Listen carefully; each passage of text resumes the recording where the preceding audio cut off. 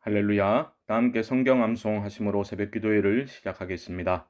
그들이 사도의 가르침을 받아 서로 교제하고 떡을 떼며 오로지 기도하기를 힘쓰니라. 날마다 마음을 같이하여 성전에 모이기를 힘쓰고 집에서 떡을 떼며 기쁨과 순전한 마음으로 음식을 먹고 하나님을 찬미하며 또 온 백성에게 칭송을 받으니 주께서 구원받는 사람을 날마다 더하게 하시니라. 아멘. 하나님 말씀은 사무엘상 2장 22절로 36절의 말씀입니다. 저는 29절과 30절을 봉독하겠습니다. 너희는 어찌하여 내가 내 처소에서 명령한 내 재물과 예물을 밟으며 내 아들들을 나보다 더 중히 여겨 내 백성 이스라엘이 드리는 가장 좋은 것으로 너희들을 살찌게 하느냐?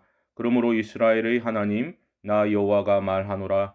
내가 전에 내 집과 내 조상의 집이 내 앞에 영원히 행하리라 하였으나 이제 나 여호와가 말하노니 결단코 그렇게 하지 아니하리라. 나를 존중히 여기는 자를 내가 존중히 여기고 나를 멸시하는 자를 내가 경멸하리라. 아멘. 오늘 본문은 엘리 가문의 심판을 선언하시는 내용이 어린 사무엘이 이스라엘의 구원자로 성장해 나가는 모습과 대조되면서 나오고 있습니다. 칠흑 같은 어둠 속에서 한 줄기 빛이 더욱 밝게 빛나는 것처럼 엘리 가문의 심각한 타락상은 사무엘의 등장을 재촉하고 있다라는 느낌을 갖게 만들어 줍니다. 이미 앞선 2장 10절에서 엘리의 두 아들이 어떤 자들이었는지는 분명히 알려졌습니다. 엘리의 아들들은 행실이 나빠 여호와를 알지 못하였더라. 오늘 본문은 그런 죄악에 빠진 아들들을 전혀 컨트롤하지 못하는 엘리의 모습으로 시작하고 있지요. 22절입니다. 엘리가 매우 늙었더니 그의 아들들이 온 이스라엘에게 행한 모든 일과 회막문에서 수종드는 여인들과 동침하였음을 듣고 엘리의 아들들의 악행을 두 가지로 말하고 있죠. 첫째는 온 이스라엘에게 행한 모든 일입니다. 이것은 어제 본문에서 지적된 것처럼 하나님께 바칠 제물을 제 멋대로 원한대로 먼저 취해버리는 그런 악한 모습이 대표적인 것이라 할 수 있겠습니다. 구약시대 이스라엘에서 하나님께 드릴 제물을 제 멋대로 먼저 취해버린다라는 것은 다른 말을 더 이상 할 필요조차 없는 완전히 타락해버린 모습인 겁니다. 둘째로 그들의 성적인 타락이 언급되고 있죠.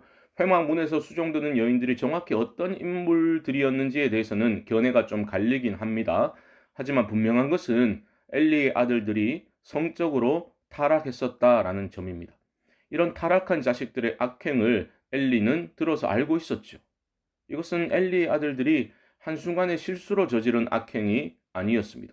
23절 중반절 보시면요. 엘리가 이렇게 말하지요. 내가 너희의 악행을 이 모든 백성에게서 듣노라. 여기서 듣노라는 분사형을 사용하고 있는데요. 이것은 계속해서 그들의 악행을 엘리가 듣고 있었다라는 뜻입니다. 그런데 문제는 무엇입니까? 엘리는 조치를 취하지 않았습니다. 기껏해야 말로 책망을 좀 했을 뿐입니다. 24절을 보시면 내 아들들아 그리하지 말라. 내게 들리는 소문이 좋지 아니하니라. 너희가 여호와의 백성으로 범죄하게 하는도다. 이건 좀 심하게 말하면 하나마나한 말입니다. 그는 진심으로 자식을 위해 눈물로 호소하거나 단호하게 그들을 바로잡기 위한 그 어떤 행동도 하지 않았던 겁니다. 결과가 무엇입니까? 25절 하반절입니다. 그들이 자기 아버지의 말을 듣지 아니하였으니 이는 여호와께서 그들을 죽이기로 뜻하셨음이더라. 무서운 말씀이죠. 하나님이 엘리의 두 아들을 죽이기로 뜻하셨기 때문에 그들이 아비의 말을 듣지 않았다라고 말합니다. 여러분 오해하시면 안 됩니다. 그들은 악에서 돌이키기를 원했는데 하나님이 이미 돌이킬 수 있는 기회를 원천 봉쇄해 버리셔서 그들이 할 수가 없었다. 그런 뜻이 아닙니다. 그들이 원했는데 할 수가 없었다. 그런 뜻이 아닙니다. 그 아비의 어찌 보면 형식적인 책망, 진정성이 없는 책망이 아무 영향력을 발휘하지 못했다라고 보아야 합니다. 그리고 근본적인 책임은 당연히 엘리의 두 아들, 그들 자신에게 있는 겁니다. 생각해 보십시오. 이는 여호와께서 그들을 죽이기로 뜻하셨음이더라에서 뜻하셨다라는 단어의 기본적인 의미는 기뻐하다입니다. 성경 어디에서 하나님이 사람 죽이기를 기뻐하셨다라는 표현이 나옵니까? 엘리의 두 아들이 어느 정도로 타락해 있었던지를 짐작하게 해주는 대목입니다. 이런 타락한 엘리 가문과 대조되는 인물이 바로 사무엘이지요. 26절입니다. 아이 사무엘이 점점 자라매 여호와와 사람들에게 은총을 더욱 받더라. 은총이라고 번역된 단어 히브리어 토브라는 단어는 좋은이라는 뜻입니다. 하나님이 창조하신 후에 보시기에 좋았더라 하셨을 때 그렇게 사용된 단어입니다. 엘리의 두 아들과는 너무나 대조되는 인물이 사무엘이었던 겁니다. 사람들을 여호와에게서 떠나가게 만든 그 엘리의 두 아들과는 달리 사무엘은 여호와와 또한 사람들에게 좋은 모습으로 자라가고 있는 거죠. 결국 하나님이 창조하시고 좋아하셨던 그 상태로 이스라엘을 또한 그 온전한 구원의 상태로 이스라엘을 회복시키는 일에 귀하게 쓰임받게 될 것이다. 그런 기대감을 갖게 만드는 말씀입니다. 이어지는 구절들은 다시 엘리 가문에게 임할 심판을 구체적으로 선언하는 내용입니다. 27절을 보시면 하나님의 사람이 등장하게 되지요. 그리고 심판 선언을 하게 됩니다. 하나님께서 특별히 선택하여 세운 제사장 가문인데 어찌 이런 죄악을 저질렀느냐 책망하고 있는 거죠. 29절이 그들의 문제를 정확히 지적하고 있습니다. 29절 보십시오. 너희는 어찌하여 내가 내 처소에서 명령한 내 재물과 예물을 밟으며 내 아들들을 나보다 더 중히 여겨 내 백성 이스라엘이 드리는 가장 좋은 것으로 너희들을 살찌게 하느냐.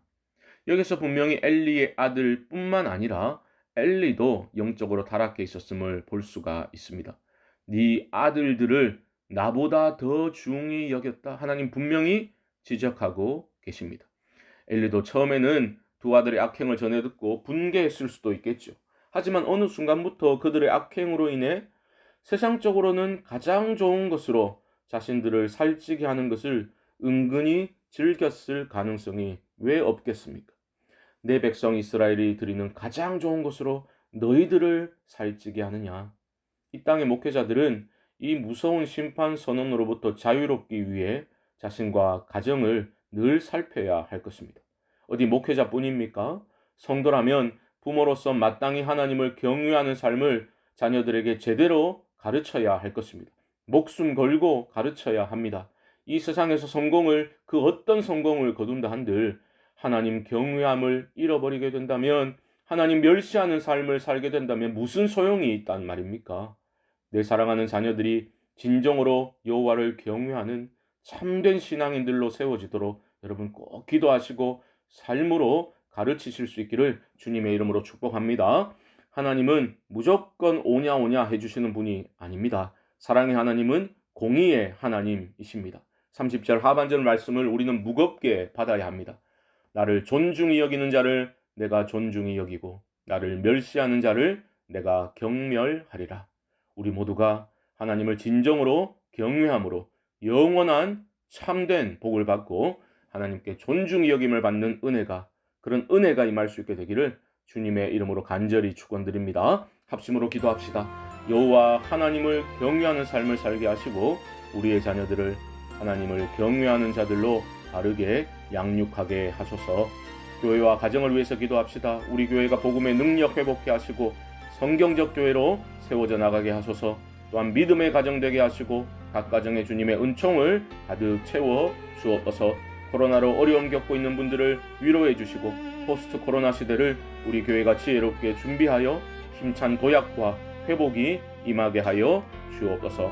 이외에도 개인적인 기도의 제목들과 성령께서 주신 감동을 쫓아 우리 주님의 이름을 한번 부르고 기도를 시작하겠습니다. 주여